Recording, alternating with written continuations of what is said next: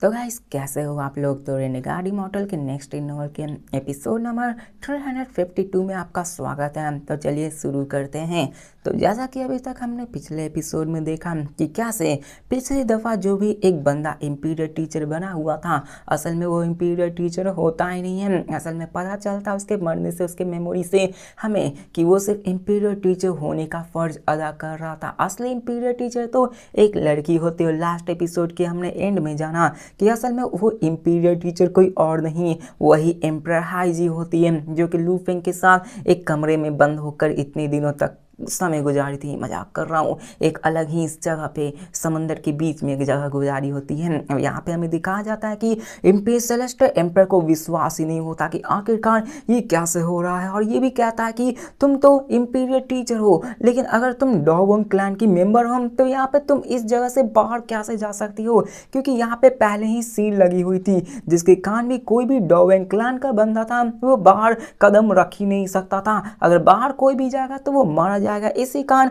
उस सेलेस्टर एम्पर को यकीन नहीं हो रहा होता है। लेकिन हमें दिखाया जाता है कि ये सभी जो भी चीज़ अभी हो रही थी वो डाई और वूफेंग के इन सब प्लान के ही अंदर हो रहा होता है। वो भी जानते थे कि ऐसा क्यों हो रहा है, क्योंकि उन्होंने पहले से ही ऑलरेडी काफ़ी पहले समय से ही ये सारी स्कीम बनाई हुई थी। अब एम्पर एग्जाइट हाईजू को भी इस चीज़ के बारे में नहीं पता होता है। जब वो गोल्डन लाइट उनके अंदर एंटर की होती है उसके बाद उनकी मेमोरी धीरे धीरे वापस आने लगती है। उनकी सारी प्रीवियस जनरेशन की इंपीरियर टीचर्स की और मदर्स की मेमोरी उसके अंदर आने लगती है, और वो भी कहती है मैं इंपीरियर टीचर हूँ। वहाँ पे वो दूसरों की तरफ देखने लगती है और पता चलता है कि अभी जो बंदा इंपीरियर टीचर था वो उसके मेंबर क्लैन का सबसे लास्ट मेंबर था, जो कि इमॉर्टल एस्ट्रल कॉन्टिनेंट में मौजूद होता है। फिर हमें सेलेस्टर एम्पर को दिखाया जाता है जो कहता है व्हाट द हेल, ये इम्पॉसिबल है, आखिर ये कैसे हो सकता है। जीडी मुझे बताओ आखिरकार ये इस जगह को छोड़कर कैसे जा सकती है, और वो उससे सवाल पूछने लगता है। और यहाँ पे वो कहता है ये कैसे हो सकता है। अब हमें जीडी को दिखाया जाता है जो कि कहता है ऐसा ही है। अब वहाँ पे हाईजी को भी दिखाया जाता है जो कहता है जिसकी मेमोरीज तो वापस आ चुकी थी, इसलिए वो कहने लगता कि हमारा तो ये पहले से ही प्लान होता है। हमें पता था कि वर्ल्ड एक आउटर वर्ल्ड का मतलब इस केव वर्ल्ड के बाहर का कल्टिवेटर्स था, उसी के पास ही परफेक्टली वो पावर्स पोजेस की जा सकती थी। उसके साथ ही यहाँ के सील को रीअवेकन किया जा सकता था, हटाया जा सकता था। और मैंने इन सबको ऐसे ही चला, मैंने अपने डॉगोंग क्लैंस के सारे सोल्स के बिलोंग्स को इसमें लगा दिया ताकि हम इसके ऊपर के क्लैंस को हटा सके। और हमें जीडी को दिखाया जाता है जो कहता है कि सेलेस्टर एम्पर असल में हाईजी मेरी डाउटर है। मतलब अभी तक जो टीचर और स्टूडेंट का खेल चल रहा था, हमें पता चलता है कि जीडी की असल में वो डाउटर होती है। अब आप लोग कंफ्यूज हो सकते हो कि जीडी की अगर डाउटर है तो आखिरकार वो डॉगोंग क्लैन की मेंबर कैसे हो सकती है। तो इसका भी खुलासा अभी कुछ एपिसोड्स में होने वाला है, तो यहाँ पे देखते रहो। अब यहाँ पे वाइन ये सारी चीजें देख रहा होता है, उसे सारी चीजें समझ में आ जाने लगता है। वो अपने बीट के अंदर से सारी चीजें को देख रहा होता है, जिसके बाद जीडी को दिखाया जाता है जो कि सेलेस्टर एम्पर को एक्सप्लेन करते हुए सारी चीजें बताने लगता है कि असल में ये सारी प्लान डॉगोंग क्लैन के जीनियसेस के द्वारा बनाया गया था, और ये कई सारे जनरेशन से चलती आ रही थी, जिसकी मदद करने के लिए कई सारे ग्रैंड एम्प्रेस भी आगे आए हुए थे। और वो कहता है कि पहली दफा जब हम सेलेस्टर एम्पर मारे गए थे, मतलब इस सेलेस्टर एम्पर से पहले जो सेलेस्टर एम्पर थे वहां पे मारे गए थे, तो अभी का प्रेजेंट का सेलेस्टर एम्पर इस थ्रोन पे आया हुआ था।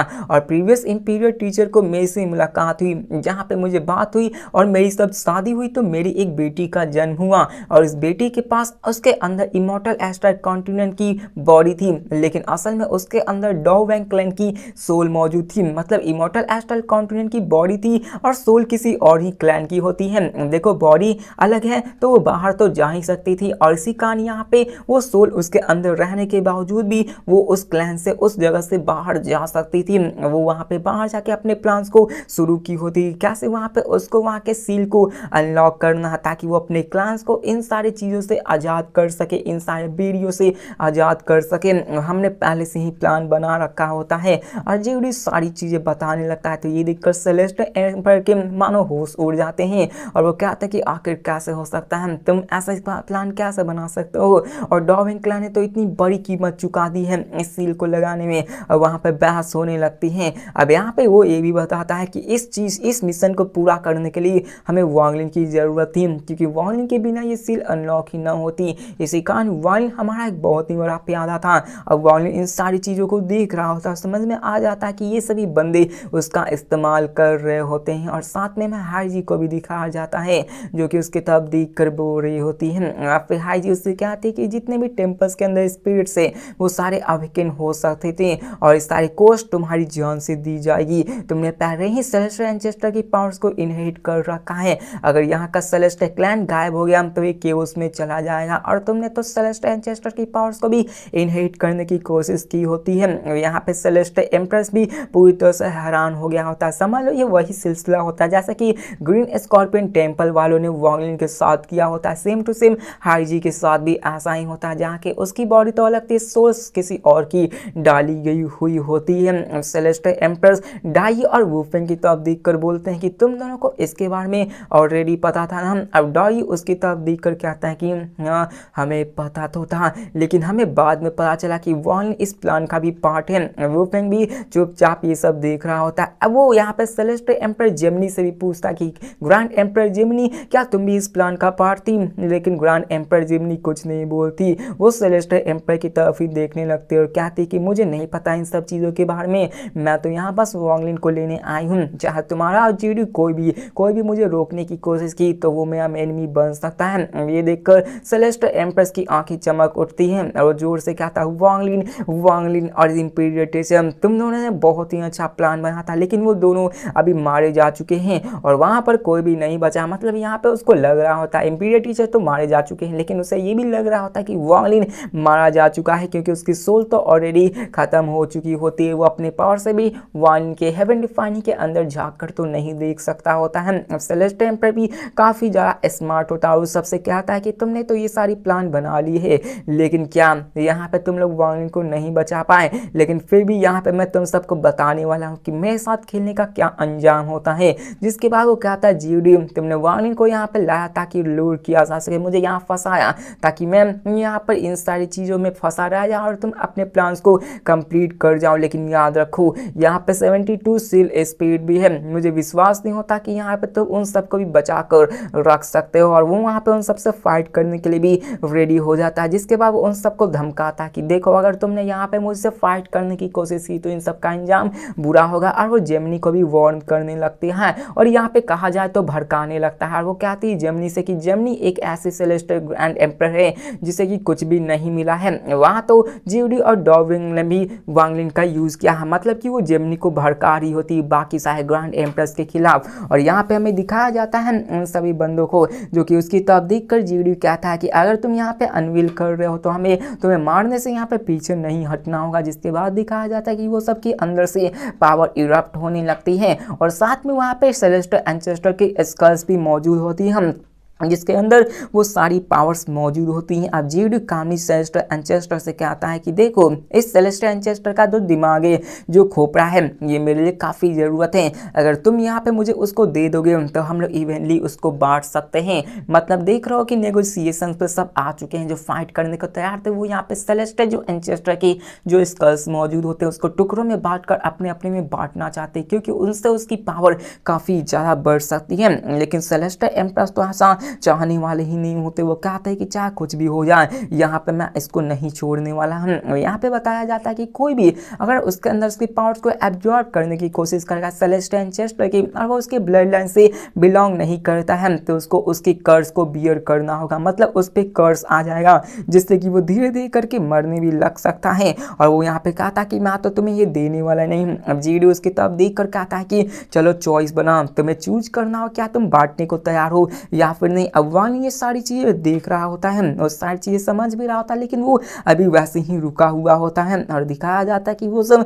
बात करने में लगे हुए थे। वांगलिन समझता है कि यहाँ पे जितने भी ग्रेट सोल सेक्ट थे वहाँ पे उसे पता था कि यहाँ से 300 साल पहले एक टॉप फ्लोर मौजूद था और वहाँ पे कुछ न कुछ तो छिपा हुआ मौजूद था। वो कहता है कि यहाँ पे अभी के फिलहाल ये सारी चीज़ें आउट ऑफ कंट्रोल जा रही, लेकिन मुझे रुकना होगा, एक सही टाइम में इंतजार करना होगा। और वो सारी चीज़ें उन सबसे काफ़ी ज़्यादा गुस्सा सा था कि उन्होंने उसको एक प्यादे की तरह यूज किया होता है। जिसके बाद हमें सेलेस्टियल एम्पर को दिखाया जाता है जो कि अपने हाथों को बढ़ाकर सेलेस्टियल एंसेस्टर के हेड को उठा लेता है क्योंकि वो वहाँ के पावर्स को यूज करना चाहता है। वार्निंग के एक्सप्रेशन काफी ज्यादा सीरियस होते हैं, वो अभी भी उस हेड के इनसाइड छिपा होता है, कोई भी नोटिस तो नहीं किया होता है। लेकिन तभी वार्निंग वहाँ पे अपने आंखों को फोकस करता है, उसकी आंखें चमकने लगती है और सेलेस्टियल एम्पर जो कि उस 100 फुट सेलेस्टियल एंसेस्टर हेड को उठा लिया होता है, उसके लेफ्ट हैंड की तरफ वो आगे बढ़ने लगता है ताकि वो वहां से जाके वहां के पार्ट्स को एब्जॉर्ब कर सके। अब दिखाया जाता कि वो पहले उसके सर को काटता है। अब देखो वहां पे उसके हेड के साथ छेड़खानी की गई है।